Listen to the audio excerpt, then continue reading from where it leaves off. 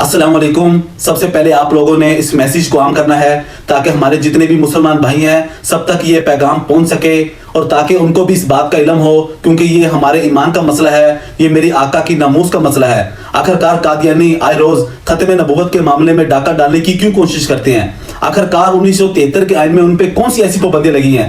آپ کو بتانے کا مقصد یہ ہے کہ حالیہ دنوں میں چیف جسٹس قاضی فائز عیسیٰ نے قادیانیوں کو جو کھلی چھوڑ دی ہے، تو عام مسلمان ہیں وہ اپنے علماء کی طرف جاتا ہے کہ آخر انہوں نے یہ بات کی ہے، اس کا کیا مقصد ہے، ان پہ کون سی پابندی لگی ہے. اور میرے پاگل میرے بھائی میرے مسلمانوں، یہ میری آقا کی ناموس کا معاملہ ہے، تو آپ لوگ ان پابندیوں کو یاد کیوں نہیں کرتے تاکہ کوئی جسٹس یا کوئی بھی ایسا ادارہ ایسی حرکت کرنے کی کوشش کرے تو آپ اتنی دیر نہ لگائیں، آپ فی الفور سڑکوں پہ آئے، آپ فی الفور احتجاج کریں. یہ بات تب ہوگی جب ہمیں وہ پابندیاں یاد ہوگی.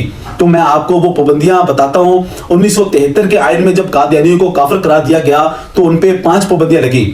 پہلی پابندی، وہ اپنی عبادت گاہ کو مسجد کا نام نہیں دے سکتے. دوسری پابندی، وہ اپنی عبادت گاہ میں اذان نہیں دے سکتے. تیسری پابندی، وہ اپنے مذہب کو اسلام نہیں کہہ سکتے. چوتھی پابندی، وہ اپنے آپ کو مسلمان نہیں کہہ سکتے. جو لاسٹ 5ویں پابندی ہے، وہ اپنی دعوت نہیں دے سکتے. جو اپنے مذہب کی وہ دعوت ہے وہ نہیں دے سکتے. حالیہ دنوں میں چیف جسٹس نے ان 5 باتوں کو ان کو کھلی چھوٹ دے دی، وہ یہ سارے کام کریں.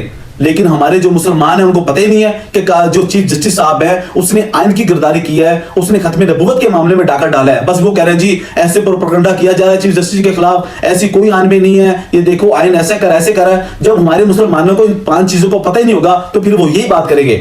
تو میری آپ لوگوں سے درخواست ہے، ریکویسٹ ہے کہ ان 5 چیزوں کو عام کریں. جیسے آپ روٹی کھانا یاد رکھتے ہیں ایسے ہی آپ ان 5 چیزوں کو اپنے لیے لازم پکڑیں، کیونکہ یہ میرے آقا کی ناموس کا مسئلہ ہے. اللہ کی قسم اگر میرے آقا کی ناموس محفوظ نہیں ہے نا تو پھر ہمیں جینے کا بھی کوئی حق نہیں ہے. السلام